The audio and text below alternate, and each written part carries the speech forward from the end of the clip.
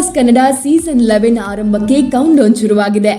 ಕಳೆದ ಸೀಸನ್ 10ರ ಬಹುದೊಡ್ಡ ಯಶಸ್ಸಿನ ಬಳಿಕ ದೊಡ್ಡ ಜವಾಬ್ದಾರಿಯೊಂದಿಗೆ ಕಲರ್ಸ್ ಕನ್ನಡ ಮತ್ತೊಂದು ಸೀಸನ್ ಜೊತೆಗೆ ಕುತೂಹಲಗಳೊಂದಿಗೆ ಬರ್ತಾ ಇದೆ. ಈಗಾಗಲೇ ಪ್ರೋಮೋಗಳ ಮೂಲಕ ಗಮನ ಸೆಳೆದಿರೋ ಸೀಸನ್ 11 ಇನ್ನೇನು 4 ದಿನಗಳಲ್ಲಿ ಆರಂಭವಾಗಲಿದೆ. ಆದ್ರೆ ಈ ಬಾರಿಯ ಬಿಗ್ ಬಾಸ್ ಹೊಸದೊಂದು ಕಾನ್ಸೆಪ್ಟ್ ಮೂಲಕ ಬರ್ತಾ ಇದೆ. ಆ ಹೊಸ ಕುತೂಹಲಕಾರಿ ಕಾನ್ಸೆಪ್ಟ್ ಏನಂತ ಹೇಳ್ತೀನಿ. ಆದ್ರೆ ಅದಕ್ಕೂ ಮುಂಚೆ ನೀವು ನಮ್ಮ ಚಾನೆಲ್ ನ ಸಬ್ಸ್ಕ್ರೈಬ್ ಮಾಡೋದನ್ನ ಮರಿಬೇಡಿ. ಎಸ್, ಬಿಗ್ ಬಾಸ್ ತಂಡ ಮತ್ತೊಂದು ವಿಡಿಯೋ ಮೂಲಕ ಪ್ರೇಕ್ಷಕರ ಕುತೂಹಲವನ್ನ ಹೆಚ್ಚಿಸಿದೆ. ಪ್ರೋಮೋದಲ್ಲಿ ಸಂಪೂರ್ಣ ಬಿಳಿ ಉಡುಗೆಯೊಂದಿಗೆ ಆಗಮಿಸಿದ ಸುದೀಪ್. ಇದು ಬಿಗ್ ಬಾಸ್ ನ ಹೊಸ ಅಧ್ಯಾಯ. ಈ ಬಾರಿ ದೊಡ್ಡ ಮನೆಯಲ್ಲಿ ಸ್ವರ್ಗ ನರಕ 2 ಇರುತ್ತೆ. 2ರಲ್ಲೂ ಕಿಚ್ಚು ಅಷ್ಟೇ ಇದೆ ಎಂದಿದ್ದಾರೆ. ಇನ್ನು ಕಲರ್ಸ್ ಕನ್ನಡ ತನ್ನ ಹೊಸ ಪೋಸ್ಟ್ಗೆ ಬಿಗ್ ಬಾಸ್ ಹೊಸ ಅಧ್ಯಾಯ ಶುರು. ಇನ್ನು 4 ದಿನಗಳಲ್ಲಿ big boss Kannada season 11 grand opening ಭಾನುವಾರ ಸಂಜೆ 6ಕ್ಕೆ ಪ್ರತಿದಿನ 9:30ಕ್ಕೆ ಎಂಬ ಕ್ಯಾಪ್ಷನ್ ಅನ್ನ ನೀಡಿದೆ. ಬಿಗ್ ಬಾಸ್ ಕನ್ನಡ ಸೀಸನ್ 11ಕ್ಕೆ ಹೊಸ ಅಧ್ಯಾಯ ಎಂಬ ಹ್ಯಾಶ್ ಟ್ಯಾಗ್ ಅನ್ನು ನೀಡಲಾಗಿದೆ. ಹೀಗಾಗಿ ಸ್ವರ್ಗ ಮತ್ತು ನರಕ ಕಾನ್ಸೆಪ್ಟ್ ನಲ್ಲಿ ಈ ಬಾರಿಯ ಆವೃತ್ತಿ ಶುರುವಾಗಲಿದೆ. ಏನಿದು ಸ್ವರ್ಗ ಮತ್ತು ನರಕ?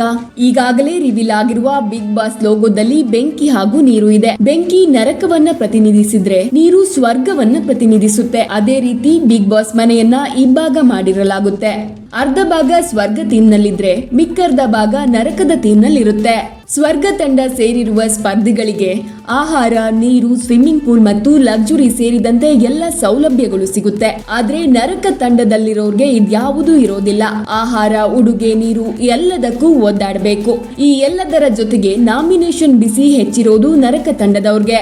ಕೆಲ ದಿನಗಳ ಕಾಲ ಇದೇ ಕಾನ್ಸೆಪ್ಟ್ ಮುಂದುವರಿಯಲಿದ್ದು ಆ ನಂತರ ನರಕ ಮಾಯವಾಗುತ್ತೆ. ಎಲ್ಲರಿಗೂ ಸ್ವರ್ಗಕ್ಕೆ ಹೋಗುವ ಅವಕಾಶವನ್ನ ಬಿಗ್ ಬಾಸ್ ಕರುಣಿಸ್ತಾರೆ. ಎಲ್ಲರಿಗೂ ಸಮಾನ ಹಕ್ಕು ಲಭಿಸಿದ ಬಳಿಕ ಮತ್ತೊಂದು ಹೊಸ ಅಧ್ಯಾಯ ಆರಂಭವಾಗಲಿದೆ. ಇನ್ನು ಸ್ವರ್ಗ ಹಾಗೂ ನರಕ ತಂಡ ಸೇರಿರೋರು ಅಲ್ಲಲ್ಲೇ ಇರಲ್ಲ. ಆಗಾಗ ಟ್ವಿಸ್ಟ್ ಗಳನ್ನ ಕೊಟ್ಟು ಸ್ವರ್ಗದಲ್ಲಿರೋರನ್ನ ನರಕಕ್ಕೆ, ನರಕದಲ್ಲಿರೋರನ್ನ ಸ್ವರ್ಗಕ್ಕೆ ಚೇಂಜ್ ಮಾಡಲಾಗುತ್ತೆ. ಹೀಗಾಗಿ ಎಲ್ಲ ಸ್ಪರ್ಧಿಗಳಿಗೆ ಸ್ವರ್ಗದ ಸುಖ ಹಾಗೂ ನರಕದ ಯಾತನೆಯ ದರ್ಶನವಾಗಲಿದೆ.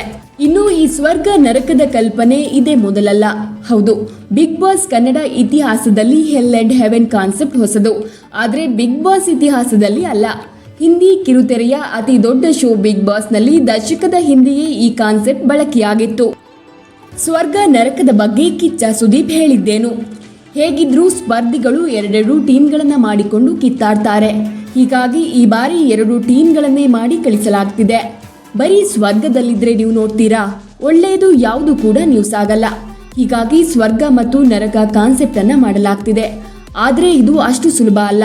ಮೊದಲ ವಾರವೇ ಸ್ಪರ್ಧಿಗಳಿಗೆ ಬಹಳ ಕಷ್ಟವಾಗಿರುತ್ತೆ. ಹೋಗ್ತಾ ಹೋಗ್ತಾ ಸ್ವರ್ಗ ನರಕ ಬೇಕಾಗಲ್ಲ. ಆ ಕಾಲ್ಪನಿಕ ಲೋಕದಲ್ಲೇ ಅವರುಗಳು ಇರ್ತಾರೆ. ಮನೆ ವಿನ್ಯಾಸ ಕೂಡ ಸ್ವರ್ಗ ಹಾಗೂ ನರಕದ ಕಾನ್ಸೆಪ್ಟ್ ನಲ್ಲೇ ಇರುತ್ತೆ ಎಂದಿದ್ದಾರೆ ಕಿಚ್ಚ ಸುದೀಪ್. ಇದೇ ರೀತಿ ಬಿಗ್ ಬಾಸ್ ನ ಹೊಸ ಅಪ್ಡೇಟ್ಗಳಿಗಾಗಿ ಫಾಲೋ ಮಾಡಿ AI ರಾಣಿ ಯೂಟ್ಯೂಬ್ ಚಾನೆಲ್.